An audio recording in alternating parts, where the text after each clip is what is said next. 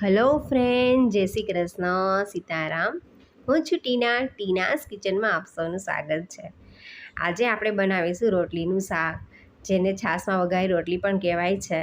જ્યારે રોટલી પડી હોય તો એનો યુઝ આપણે આવી રીતે કરીએ છીએ. તો જો અમે 6 થી 7 નંગ રોટલી છે અને લસણની કળી છે, એને મેં ઝીણી ઝીણી કટ કરી લીધી છે. ડુંગળી છે અને મરચાંની કટકી છે અને છાશ, ખાટી છાશ લેવાની છે આમાં. હવે જે આમ રોટલી છે એના મીડિયમ સાઇઝમાં ટુકડા કરી લેવાના છે, બહુ મોટા નથી કરવાના. અને આ રીતે બધી રોટલીના આપણે ટુકડા કરી લઈશું.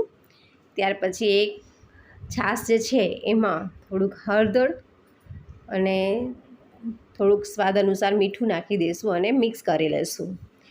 જે છાશ જે છે એ વઘારશું એટલે એમાં છે હળદર ને મીઠું નાખીએ તો વઘારીએ ત્યારે મજા આવે. હવે એક નાનું લોયું લઈ અને તેમાં આપણે 2 પાવડા જેટલું તેલ નાખી દઈશું. તેમાં આપણે જે લસણની કળી છે ને એનો વઘાર કરીએ ને એ જે મજા આવે, એ રોટલીનો સ્વાદ જ અલગ લાગે છે. કેમ કે લસણની કળીનો વઘાર કરવાથી સ્વાદ બહુ જ મસ્ત લાગે છે એનો. અને લીમડાના પાન છે અને સૂકું મરચું. હવે જ્યાં સુધી જે ગોલ્ડન જેવું ન થાય લસણની કળી, ત્યાં સુધી એને રહેવા દેવાની. એમાં પછી જીરું એડ કરી દઈશું અને થોડીક વાર રહેવા દઈશું તેમાં. ત્યાર પછી આ મરચાંની કટકી છે એ પણ એડ કરી દઈશું. જો લસણની કળી જે છે એ ગોલ્ડન થઈ ગયેલી છે. હવે મરચાંની કળી થોડીક થઈ ગઈ ત્યાર પછી આપણે નાખ્યું છે એમાં ડુંગળી. તે એને પણ થોડીક વાર એમાં ચડવા દઈશું. જે આ બધું ચડી જાય એટલે મજા આવે, કેમ કે એ લસણ છે, ડુંગળી છે અને મરચું છે. તો એને થોડીક વાર તેલમાં સાતળવા દઈએ ને તો એનો સ્વાદ કંઈક અલગ જ આવે છે. તો જ્યારે આપણે છાશ નાખીએ છીએ તો ત્યારે છીબું ઢાંકીને છાશ નાખવાની, કેમ કે છાંટા ઉડે છે એના. અને જો આ રીતે છાશ નાખી દીધી છે અંદર, કે એનો વઘાર કરીએ છીએ એટલે આપણે છીબું તરત ઢાંકી દઈએ છીએ કે વઘાર બહાર ન આવે.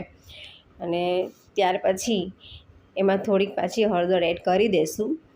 અને જે છે મરચું, જે મરચાંની કટકી નાખી છે એટલે મરચું તમારે જેવું તીખું કરવું હોય એવું તમે નાખી શકો છો. એમાં 1 ચમચી જેટલું નાખવું હોય તો પણ તમારે ચાલશે. તીખું ખાતા હોય તો 2 ચમચી એડ કરી શકો છો.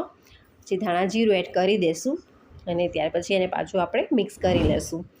જે આ છાશવાળી રોટલી જે છે તમે એકવાર બનાવશો તો બીજા બનાવવાનું મન થશે, કેમ કે આ એકદમ તીખી અને ખાટી એવો એનો સ્વાદ આવે છે. અને જ્યારે પણ બનાવીએ છીએ ત્યારે એમ થાય કે ચાલો ને બધી ખાઈ જ જાય. અને એની સાથે ડુંગળી હોય તો ઓર મજા આવે છે. હવે એને આપણે ઢાંકી દઈએ અને ઉકળવા દઈએ.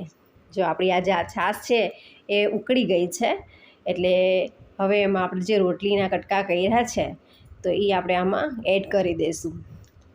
અને રોટલીના કટકા ફટાફટ એમાં ચડી પણ જશે. તો જો આમાં એડ કરી દેવાના છે. જ્યારે પણ આ તમારે રોટલી વધી હોય તમે એકવાર બનાવશો ને તો બીજી વાર બનાવવાનું મન થશે કે ચાલો આપણે આજે છાશવાળી રોટલી બનાવી લઈએ. અને એ ખાઈએ તો કોઈ શાક એનો મજા આવે, એટલું સ્વાદમાં મસ્ત લાગે છે.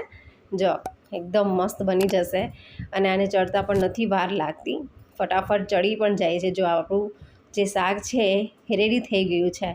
અને 2 મિનિટ જ ખાલી રહેવા દેવાનું છે, કેમ કે બધો મસાલો જે છે એ રોટલીમાં ચડી જાય એટલે. તો જો આ કેટલું મસ્ત લાગે છે શાક. કોઈને લાગે નહીં કે આ છાશવાળી રોટલી છે.